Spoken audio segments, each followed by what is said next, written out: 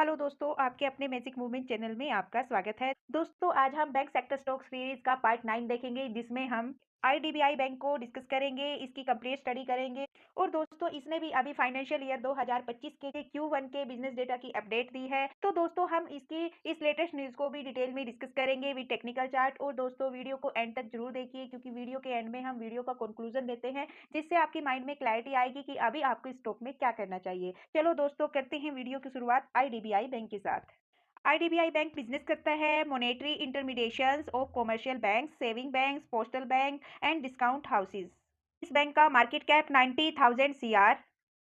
इसका स्टॉक भी 15.8। दोस्तों, इसका स्टॉक भी अंडर वैल्यूड है अपने सेक्टर की कंपैरिजन में। इसका ROC 6.23%, इसका ROE 11.8%। इस बैंक का रिवेन्यू 20,000 CR से 26,000 CR। दोस्तों, ये 2020 में था और फिर डाउन गया 21 में, कोरोना काल के बाद 22 में उससे डाउन गया, लेकिन 22 के बाद 24 तक कंटिन्यूसली इंक्रीज गया। लास्ट ईयर से वाई ऑन वाई बेसिस पर इसका रिवेन्यू ग्रो कर रहा है। और बात करें इसके नेट प्रॉफिट की, दोस्तों 2020 में ये बैंक लॉस में था 12,000 CR के, लेकिन 2021 से लेकर अब तक ये कंटिन्यूसली प्रॉफिट में है। और प्रॉफिट भी इसका continuously Y on Y basis पर ग्रो कर रहा है। 1,449 CR का प्रॉफिट 5,763 CR। और बात करें अगर इसके स्टॉक प्राइस की CAGR की, तो दोस्तों इसने 10 साल में नेगेटिव रिटर्न्स दिए, लेकिन 5, 3 और 1 साल में डबल डिजिट की ग्रोथ दी और पॉजिटिव रिटर्न्स दिए। और लास्ट ईयर इसका स्टॉक प्राइस 43% के साथ अप गया। और दोस्तों, बात करें इसके सेल्स ग्रोथ की CAGR की, तो दोस्तों लास्ट 3 ईयर और 1 ईयर में डबल डिजिट की ग्रोथ है। और अगर प्रॉफिट ग्रोथ की CAGR की बात करें, तो 10 ईयर से लेकर अब तक इसमें कंटिन्यूसली डबल डिजिट की ग्रोथ है। लास्ट ईयर का प्रॉफिट इसका 55% के साथ अप गया। और बात करें अगर डिविडेंड पे आउट परसेंटेज की, दोस्तों पिछले 2 साल से बैंक डिविडेंड पे आउट भी कर रहा है। 2023 में 29% और 24 में 28%। शेयर होल्डिंग पैटर्न्स चेक कर लेते हैं। लास्ट 3 क्वार्टर्स का है, Q2, Q3, Q4। प्रमोटर्स 94.72% से सेम एचडीज बने हुए हैं। एफआई 0.40% से 0.45%। एफआईज ने अपने स्टेक को इंक्रीज किया। और डीआईज 0.24% से 0.15%, लेकिन डीआईज ने थोड़ी सी प्रॉफिट बुकिंग की। और गवर्नमेंट 0.01% से सेम एचडीज बनी हुई है। पब्लिक 4.62% से 4.67%। और पब्लिक ने भी अपने स्टेक को इंक्रीज किया। ओवरऑल अगर Q3 के कंपैरिजन में देखें, तो पब्लिक ने भी अपने स्टेक को डिक्रीज किया। पब्लिक ने भी थोड़ी सी प्रॉफिट बुकिंग की।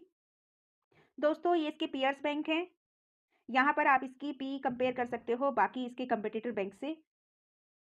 तो दोस्तों, अब बात कर लेते हैं इसकी एक लेटेस्ट न्यूज़ की। तो दोस्तों, जैसे हमने वीडियो की शुरुआत में बोला था कि इसने अपने फाइनेंशियल ईयर 2025 के बिजनेस की अपडेट दी। दोस्तों, इसका कासा कासा यानी करंट अकाउंट, सेविंग अकाउंट, दोस्तों इसके डिपॉजिट में 5% राइज हुआ है, यानी 5% से वो अप गया। और अगर न्यूज़ को डिटेल में डिस्कस करें, तो दोस्तों आईडीबीआई बैंक का करंट अकाउंट और सेविंग अकाउंट डिपॉजिट राइज हुआ है 5%, जो 1.34 लाख रुपीस हो चुका है फाइनेंशियल ईयर 2025 के Q1 में। और दोस्तों, अगर बात करें इसके नेट एडवांस इंक्रीज की, वो 17% के साथ अप गया वाई ऑन वाई बेसिस पर, जो 1,94 लाख CR हो चुका है। और लास्ट ईयर फाइनेंशियल ईयर 2024 में इसी महीने में 1.65 लाख था। और दोस्तों, अगर बात करें इसकी डिपॉजिट ग्रोथ की, तो दोस्तों वो भी वाई ऑन वाई बेसिस पर 30% के साथ अप गई और अभी 2.77 लाख CR हो चुकी है अप्रैल और जून क्वार्टर में, यानी Q1 में।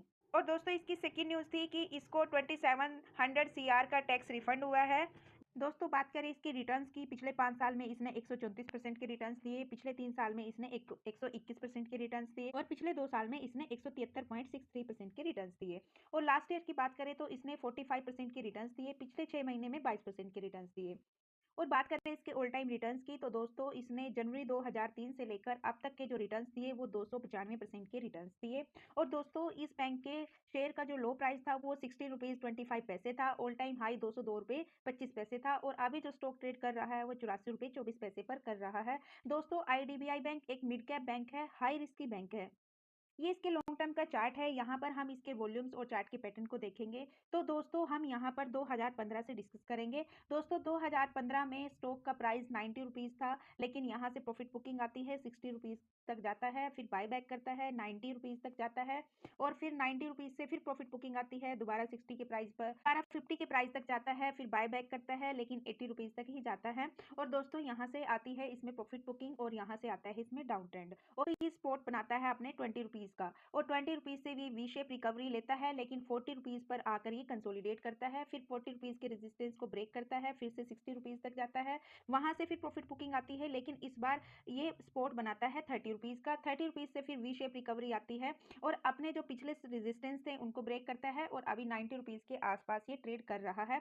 बाकी इसके जो सपोर्ट, रेजिस्टेंस और नेक्स्ट टारगेट है वो हम टेक्निकल चार्ट में करेंगे। और दोस्तों अगर आप यहाँ से चार्ट के पैटर्न को देखें तो दोस्तों इसने यहाँ पर यू शेप रिकवरी की और अभी अपने रेजिस्टेंस के आसपास है। तो दोस्तों बाकी हम इसका जो सपोर्ट, रेजिस्टेंस और नेक्स्ट टारगेट है वो टेक्निकल चार्ट में डिस्कस करेंगे। तो दोस्तों ये इसका टेक्निकल चार्ट है, यहाँ पर हम 2023 से 24 तक के चार्ट को डिस्कस करेंगे, सपोर्ट, रेजिस्टेंस और नेक्स्ट टारगेट की बात करेंगे। तो दोस्तों अभी जो स्टॉक ट्रेड कर रहा है वो 84 रुपये 30 पैसे पर कर रहा है अपने रेजिस्टेंस और सपोर्ट के बीच में। जो इसका फर्स्ट सपोर्ट रहेगा 76 रुपये का रहेगा, सेकेंड सपोर्ट जो रहेगा वो 59 रुपये 58 पैसे का रहेगा। 2023 से देखें तो दोस्तों यहाँ पर ये रेजिस्टेंस तक गया, फिर दोबारा यहाँ पर आया, फिर वी शेप रिकवरी की, दोबारा इसी रेजिस्टेंस तक गया, लेकिन इसको अभी ब्रेक किया, फिर अप गया, रेजिस्टेंस तक गया, फिर दोबारा सपोर्ट पर आया, फिर आपने इस रेजिस्टेंस को ब्रेक किया। सेम यही पैटर्न यहाँ पर रेजिस्टेंस तक गया, सपोर्ट तक आया, फिर दोबारा उधर, अभी इन दोनों के बीच में है। तो जो सेकंड रेजिस्टेंस रहेगा वो इसका 98 रुपये 63 पैसे रहेगा। दोस्तों इसके नंबर्स को देखते हुए और इसके चार्ट के पुराने पैटर्न को देखते हुए जो इसका नेक्स्ट टारगेट रहेगा वो 150 का रहेगा, और बाकी हम इसके बाइंग सेलिंग लेवल को इसके कंक्लूजन में डिस्कस करेंगे।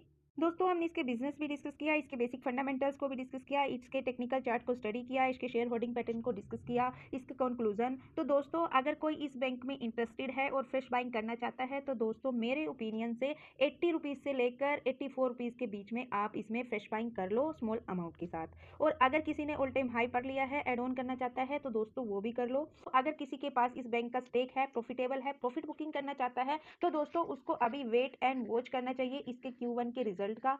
नहीं तो दोस्तों आप इसके 100 रुपीज़ के लेवल के ब्रेक होने के बाद कभी भी प्रॉफिट बुकिंग कर सकते हो। लेकिन दोस्तों ये वीडियो एजुकेशनल पर्पस से है, मेरी तरफ से किसी भी स्टॉक के लिए कोई रिकमेंडेशन नहीं है। ये थी IDBI बैंक की कंप्लीट स्टडी। तो दोस्तों यदि आपको वीडियो अच्छी लगे या फिर वीडियो से कुछ सीखने को मिला तो please like, share and subscribe कीजिए, बेल आइकन को प्रेस कीजिए। और दोस्तों यदि वीडियो में आपको कुछ कमी नजर आए तो प्लीज़ उसका फीडबैक दीजिए, कमेंट कीजिए। मिलते हैं दोस्तों नेक्स्ट वीडियो में, तब तक के लिए बाय बाय दोस्तों। Please like and share.